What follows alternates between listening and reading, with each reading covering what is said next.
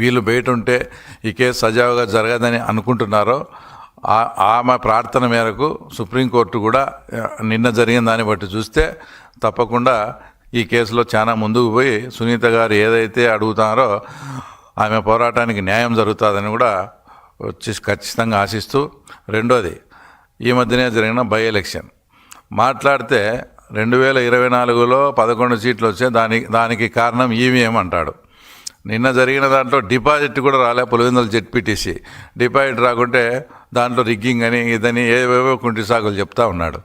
ఎంత నీచానికి దిగజారినారంటే 5,000 10,000 అంటే పులివెందుల మండలంలో ఓటర్లను కాకుండా వేరే వాళ్ళకు డబ్బులు ఇచ్చి సాక్షివాడు 5,000 ఇచ్చేది, సాక్షివాడు మైకు పెట్టేది, ఆ రోజు నేను ఓటు వేయలేదు అని చెప్పించే కార్యక్రమం. అసలు అందులో అట్లా మాట్లాడించేటప్పుడు ఒకటి క్లియర్గా ఒక వీడియోలో కనంపల్లి అనే గ్రామంలో ఇట్లా జరిగిందని మాట్లాడింది పులివెందుల మున్సిపాలిటీకి చెందిన ఓటర్స్. అంటే వాళ్ళు మొన్న జరిగిన ఎలక్షన్స్లో ఓటర్సే కారు, అది కూడా మేమంతా కూడా అది క్లియర్గా కూడా ప్రూఫ్ చేయడం కూడా జరిగింది. ఇట్లా ఇంత మాట్లాడేటప్పుడు ఆ రోజు పెద్దిరెడ్డి రామచంద్రారెడ్డి గారు కుప్పంలో జరిగిన తర్వాత ఆయన స్టేట్మెంట్ ఇచ్చి ఎన్నిక ఏదైనా కూడా గెలిపి అని ఆయన మాట్లాడినాడు మరి ఆ రోజు. అంటే ఇప్పుడుండే పరిస్థితికి ఆయన మాట్లాడిన దానికి మళ్ళీ మీరేం సమాధానం చెప్తారు? ఇప్పటికీ మీ చెంచాలతో ఏదైతే నువ్వు ఏం చెప్తే అది మాట్లాడమని ఆ చెంచాలతో ఏం మాట్లాడిస్తావు?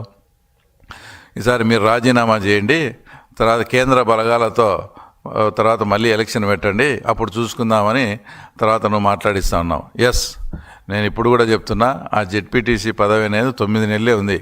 కానీ మేము ఎందుకు పోటీ చేయాల్సి వచ్చిందంటే పులివెందుల్లో ప్రజాస్వామ్యబద్ధంగా ఎన్నిక జరిగితే జగన్మోహన్ రెడ్డి పరిస్థితి ఇది అని రాష్ట్ర ప్రజలకు తెలియజేయాలనే ఉద్దేశంతోనే మేము ఎలక్షన్ ఫేస్ చేయడం జరిగింది.